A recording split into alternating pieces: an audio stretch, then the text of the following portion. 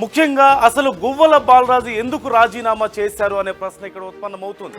తన నియోజకవర్గ ప్రజల కోసమో లేదంటే అభివృద్ధి కోసమో నేను చేశానని చెప్తున్నప్పటికీ కూడా కాంగ్రెస్ నుంచి బీజేపీ నుంచి తనకు ఆఫర్స్ వస్తున్నాయని ఆయన చెప్తున్నారు. ఎప్పుడు జాయిన్ అవుతాను, ఎక్కడ జాయిన్ అవుతాను అనే విషయాల్ని త్వరలోనే నేను క్లారిటీ ఇస్తానంటూ గువ్వల బాలరాజు చెప్తున్నారు. అయితే మరొక కీలక అంశం ఇప్పుడు తెర మీదకి వచ్చింది.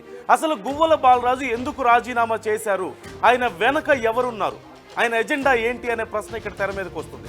అలాంటప్పుడు ఇప్పుడు బిఎల్ సంతోష్ వ్యవహారం మరొకసారి తెర మీదకి వచ్చింది. గతంలో కేసీఆర్ బిఎల్ సంతోష్ మీద కీలక వ్యాఖ్యలు చేశారు.